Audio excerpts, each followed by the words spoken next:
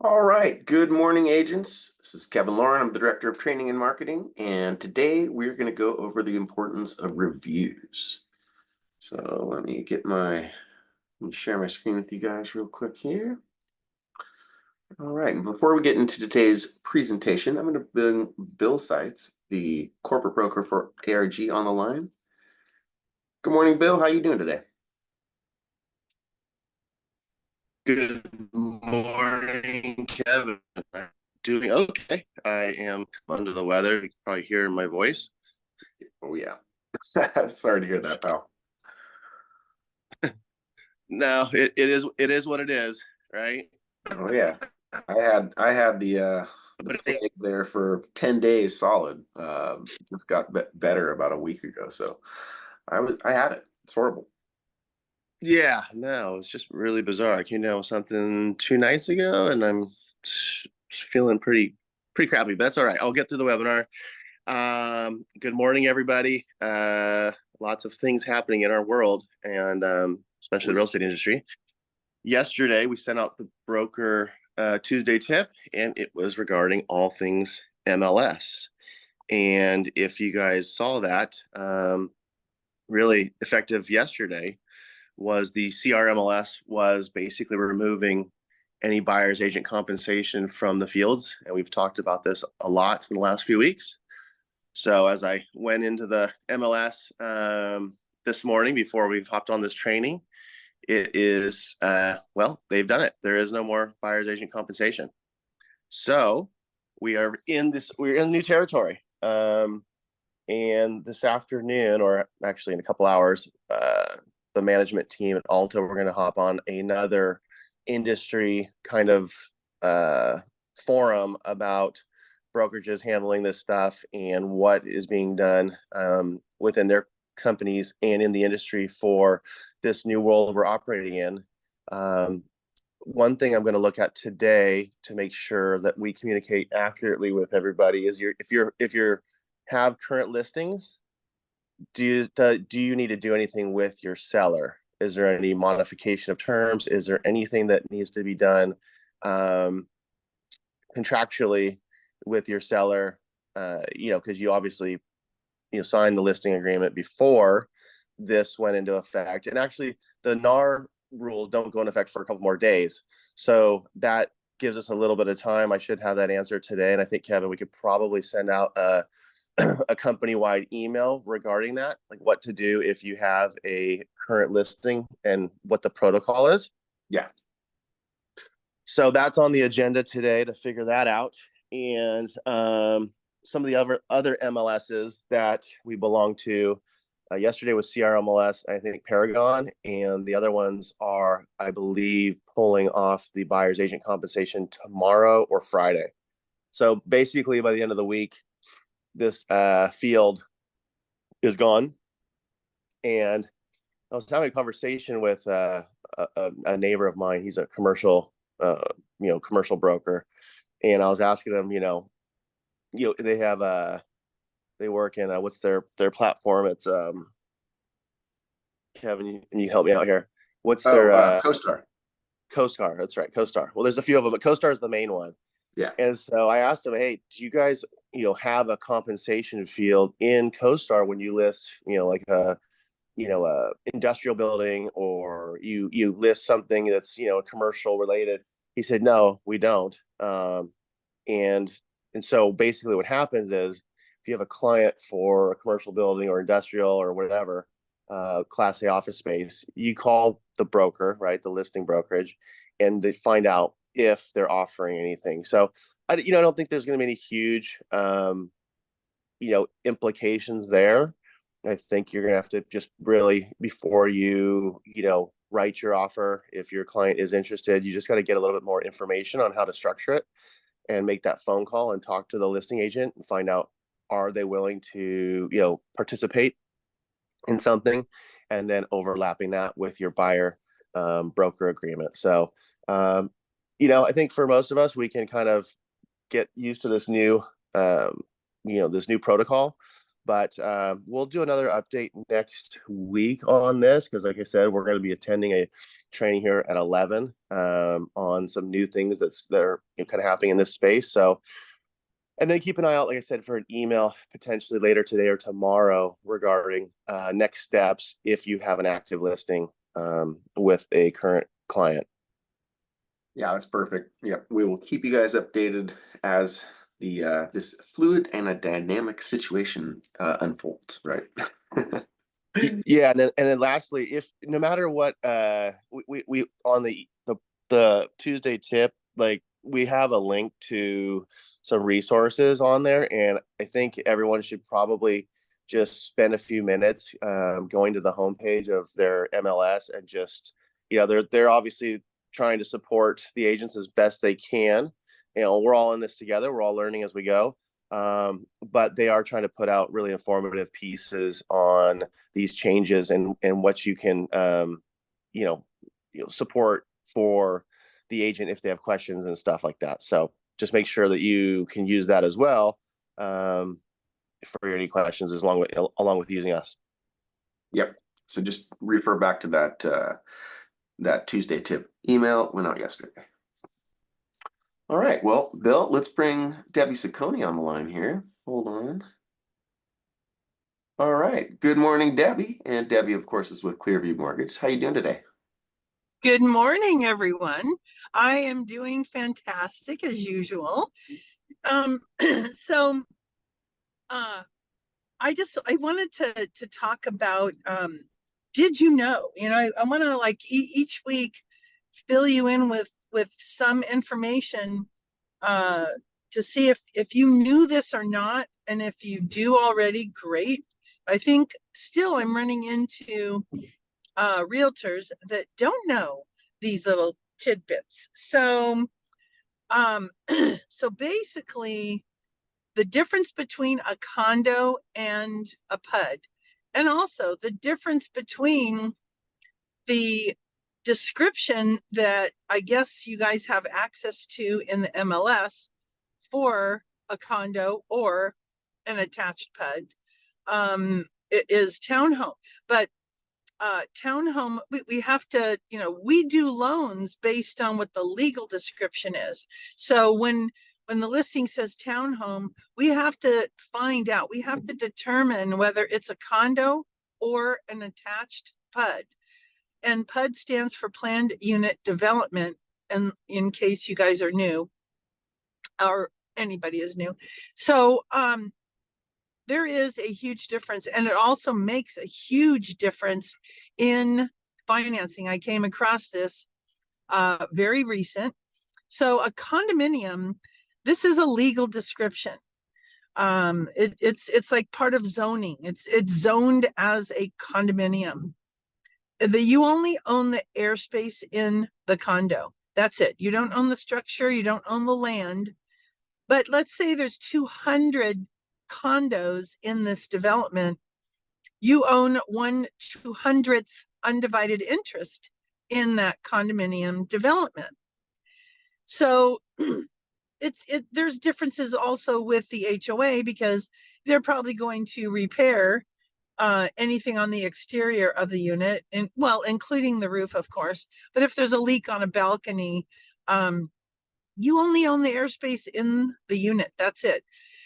It's now a lot of times in the MLS, I see descriptions of townhome. This is just a visual description. Maybe it's a 2-story, because townhomes are usually 2-story, and a condominium can be a 2-story condo. But it also could be a planned unit development. Planned unit development is different because now you own the land. You own the piece of land that HUD is on. It looks like a townhome. It could even look like a condominium. It's attached to all the other units. But now you own the structure and you own the land. And each PUD, attached PUD, that looks like a townhome has its own lot number. So it would be in tract 1, 2, 3, 4, 5, lot number 1. And a condo, all 200 condos are on lot 1. So that's the difference. It also makes a difference in the financing, because if it's a condominium, and we just ran into this, we have to get a condo questionnaire completed by the HOA. And that's going to tell us whether there was litigation in the development, how many units there are, how many units are off-site addresses that could be rentals. And that makes a difference in financing options. And in this particular case, everybody was calling the property a condominium. We even looked up the property profile, and property profile said condominium. Unfortunately, I can't even trust that. I got to look at the deed of trust. Or realtors can really be helpful and figure out whether it's a condominium or a PUD when they're listing the property, so that they know what those options are. And in this case, we ordered a condo questionnaire, and guess what? It said it had litigation in the development. So now we had to go through all the stuff to find out what the litigation was for, because the HOA was being sued. And then we had requested something from escrow, and I don't normally get a copy of the preliminary title report. Sometimes that just goes to processing or goes straight to the underwriter. But we found out that it was a planned unit development. So it's so, a phone call was made to underwriting saying, oh, this is a planned unit development. And by the way, we got an appraisal waiver. So we didn't even have the opportunity or the option for the appraiser to say, hey, this is not a condo, this is a PUD. But in any case, as soon as it was identified as a PUD, every single thing on that loan approval regarding the litigation was cleared, done, gone, disappeared, because it's not necessary to have a condo questionnaire on a PUD. It looked like a townhome, and everybody was calling it a condo. The other thing is FHA. Let's say that I've pre-approved your client for an FHA loan. Maybe that's the best loan that's going to get them the price point anywhere near where they live. And they're looking at condos. Two things, okay? Either the condominium development must be FHA approved. By the way, we can get spot approvals on the condo development, but of course we won't know that until we're into the transaction. And or sometimes we can have an option to do conventional financing with minimal down payment, 3%. But if it's a condo and that's all that they can, qualify for, then we do have to make sure if the development is FHA approved, or I don't know how it shows on the MLS. See if you could find attached PUDs. They look like condos. They look like a townhome. But if it's zoned as a PUD, we don't need an FHA approval for the whole development. So anyway, that's my piece on condo versus PUD. And I hope this was helpful to you. And go out there and kill it, because I'm telling you, it's getting busy out there. Not bad.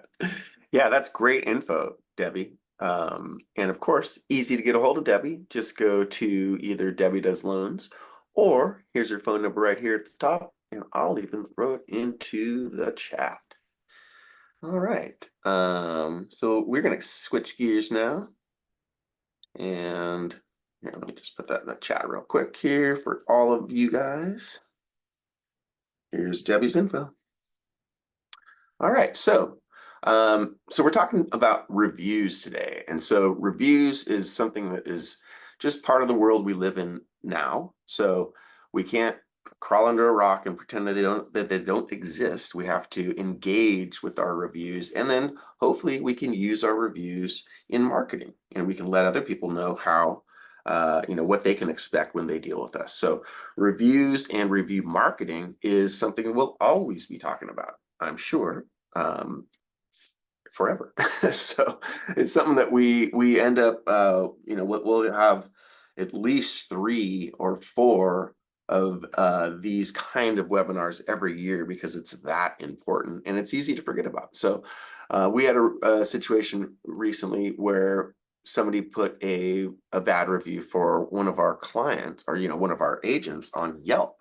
And so Yelp is not something that you would typically think of for realtors, but it exists. And it's a good idea to just make sure that if you do have a Yelp account, and again, you don't need to set up your own Yelp account. Somebody will set that up for you. So Yelp is notorious for giving you a listing, when you don't even know it's there.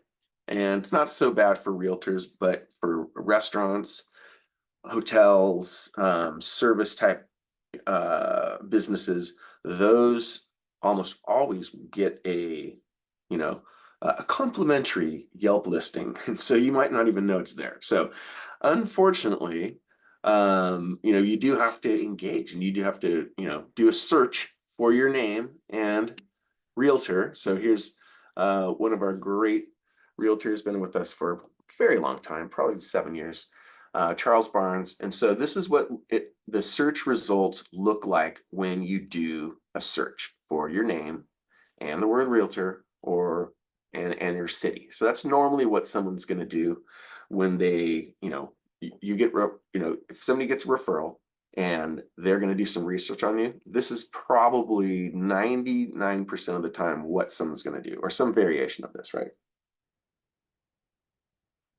So once you do that, you're going to see that he has done a great job of claiming his Google business listing. So that's what this is over here. And so Google always would like to, pump their own stuff. And so they have that. And so what do we see here? Glaringly, we see these stars, and everybody's now trained to look for the stars. And they even come up over here. Zillow is displaying stars as well. And several other websites like Yelp and even Facebook will also display those stars. So if you have reviews. So it looks like Charles doesn't have reviews on his Facebook page, but that's okay because he's got all kinds of reviews on Zillow, and he's got all kinds of reviews, all 5-star, on Google. So he has a really, really good looking Google and a Google search results page, right? And so that's really important. So and you'll notice that he has 13 reviews. So, and they're all 5-star. So if some jerk comes out of the woodwork, and we all know that these people exist, and they, certain people are just, very difficult to deal with, and you're probably never going to do a good job for them. So, and we always do our best, but there are instances where we do our best. There's some kind of conflict, and somebody ends up leaving you a bad review. So if you have 13 good reviews, all 5-star, and then you have one star, it's not going to bring your average down as bad as if you only had 2 or 3 reviews, right? Or 4 or 5.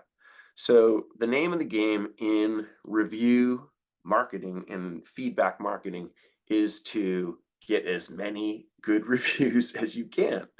And so we're going to talk about a few different things today. We're going to talk about, we just talked about the importance of reviews. This is why we have to deal with reviews. Next, we're going to talk about the top review sites, how to request reviews, and how to use those in your marketing. So let's pull up another little graphic here. Switch my screen share. So this is a little graphic that I created for the top review sites for realtors. So top review sites are by far Google, because most people use Google. And as we saw, our Google business listing comes up very prominently. So super important to use the Google My Business. If you haven't done that yet, literally go to Google My Business, or just put in Google My Business into Google, and it'll pop up steps on how to claim your group, and you'll verify it as well. And so you'll be able to claim that listing. So extremely important that you do that as a realtor. And it also is, realtors are hyper local, and it shows that you're local in that area.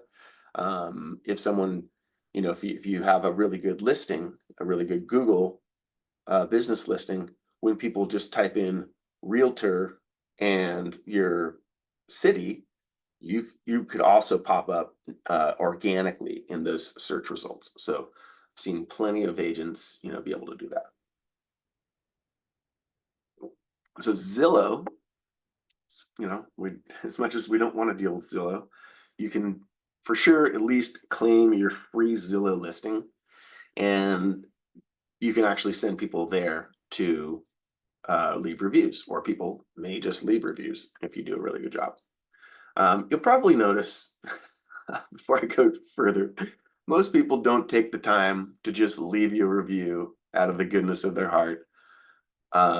There are certain people that are super review happy, as you'll see, but we do actually have to drive people to these review sites and ask for the review. So sorry, but we do have to do that. So next top sites are Realtor.com. Same thing. You can claim your free profile there.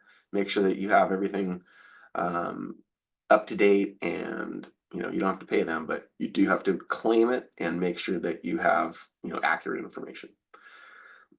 And then unfortunately, Yelp, as we see, exists. And so if you don't already have a Yelp listing, same thing there. You can go to Yelp for Business, and you can create your own profile. It's a free profile. Don't ever give Yelp money. They'll ask and they'll want you to do all this special things, but never give Yelp money. Just claim your free profile and call it good. So those are the top ones. So once you've created the business listings, you've claimed them, you've got all your information on those, then we need to get our clients to fill these out, to actually give us a review. So we got another little graphic that I created for you guys. And so this is a template on how you can request feedback. And so I say feedback when we're requesting, because that's an important way to position this request. So it's a little bit presumptuous to say, oh, leave me a great review, right? It is a little more polite to say, hey, would you mind leaving me some feedback? Especially if you did a great job and you had a great experience with that client, and the whole transaction was fantastic. Well, then heck yeah, you should definitely, you deserve to ask that client for feedback, and in that case it will come back as a glowing review, a 5-star review. So this is a template that you guys can use. I'll put it in the replay. And so super easy. Dear client, and you can put in, this is very key right here, insert something client specific. Yes, hey, we had a great time, whatever, there's always something that happens in a transaction. Make some reference to that.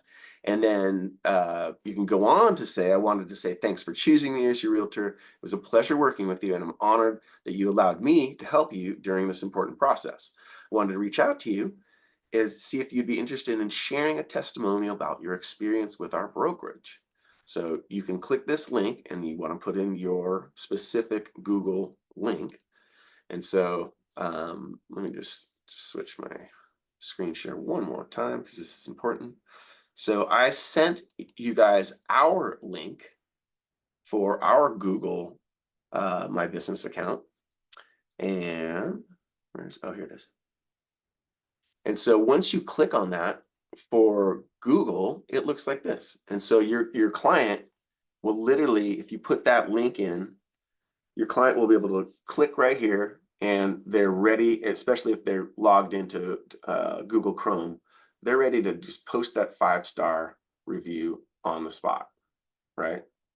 Boom, Kevin was a great realtor, blah, blah, blah. and then post. So you're making it, and even they can post photos, who knows? But in my experience, nobody does. But we want that 5-star review. We want that 5 stars to go into our overall total that everybody sees. So if you're making it really easy for them and you're putting those links right into the email, that makes it cool. You can also obviously text that link. And so several different ways for asking for the review and making it easy for your client to just leave the review. You don't have to, you don't want them to have to struggle to do this. We just made it super easy. So they click on the link, boom, they're ready to go. Same thing for Yelp. Click on the link that we send them and they're ready to give us a great review.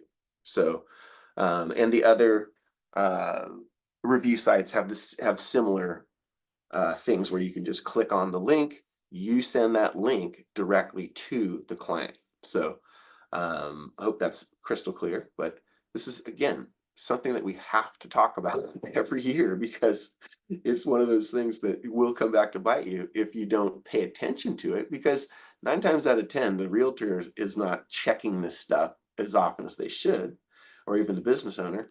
And then all of a sudden, that's out there, that information is out there, and you can have a client not deal with you because of that. So one of those things that we just have to, as realtors in 2024, 25, we have to deal with this. So once we have these reviews, then we get to use them in our marketing, right? So just like Charles, he's got these glowing 5-star reviews all over the place, and it just looks great. The other thing that we can do is we can post these reviews, one by one into our social media. So you can post those to LinkedIn's really appropriate to just, once you have a great review, we can just pick one, right? Click in here. All right. And see, look at this. This is great. I also reviewed Charles, right? I've worked with Charles for years and I think he's a pleasure to work with. So I, reviewed him, and you guys can review each other, so tons of different ways that you can, build these reviews up, right? And look, Charles always responds. Thank you, Eric. These are his guys, right? So, what we would do in any of these cases is you could just highlight the review, copy it, and put it straight into social media, right? And that way we're marketing our reviews. We're letting people know, on social media and in the public, hey, this person had a great experience with me as a realtor. So that is, I know we talk about this a lot, but it's so important. And so please do watch this over again and get all of these things done, because they really do help. And it could mean the difference between somebody, using you or not and going to a different realtor. So it is literally that important. And of course, you can also put these reviews on your website, right? So that's a no-brainer. So Bill, any takeaways from today's review and feedback webinar? Yeah, well, it's obviously an awesome reminder, and I'm glad that we touch on this maybe a few times a year, because it is something that we forget about, unless it's you're programmed to getting these done as you complete a successful transaction that you're confident your client's gonna speak highly of you. But I just wanted to clarify something I thought I heard. If you don't sign up for, let's say, you don't sign up for Yelp, right? You were saying that somebody potentially could do that for you. Yes. And who's doing that? That could be Yelp in a lot of cases. Like I said, it's, for realtors, you don't see it too often, but it still could happen. But a consumer can go on there and create an account and leave you a bad review. Wow, that's crazy. Yeah, it's horrible. So you have to, claim that account as a business owner and then be able to respond. But it's, Yelp's the only one that does that. So That's wild. It's totally wild. And I've had a bad relationship with Yelp for a long time because I'm not sure if anybody knows, but before we were operating Alta Realty Group, I had a marketing company, and so I had to fight Yelp all the time for my clients, and they were all restaurant and uh, all different kinds of clients, but they were service style clients, and they would get bad reviews on Yelp, and it would absolutely affect their business. So not a fan of Yelp. Yeah, and they're really the only ones that operate in that capacity, right? Yeah, and then they also are notorious for they'll hide good reviews that they think are somehow fraudulent. And I've seen so many times where an absolute sincere customer review is put into their little quarantine box, which is very annoying.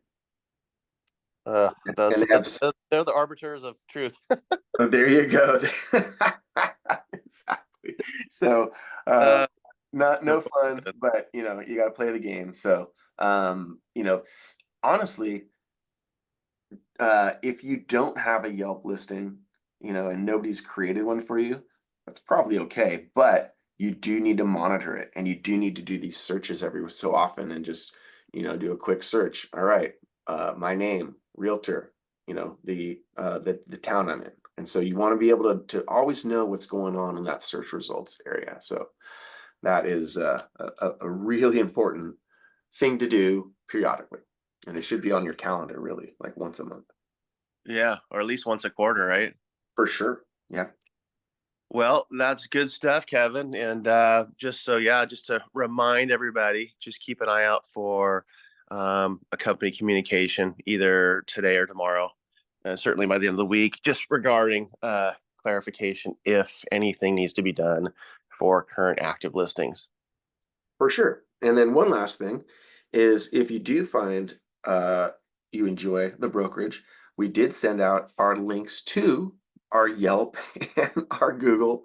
And so if you feel so inclined, we would love for you to give us feedback on how we're doing. And so, which AKA means give us a glowing 5-star review, right? but yeah, go ahead, Bill. Oh yeah, I said absolutely. And as always, we appreciate you guys taking the time to tune in and stay up to speed with what's happening, all things real estate. And lots happening in this industry right now. So get out there and make it a great one, as Kevin always says. And we'll see everybody next week. Absolutely. Thanks a lot, Bill. Thanks to agents, and we will see you guys next week on the Wednesday webinar. Bye-bye.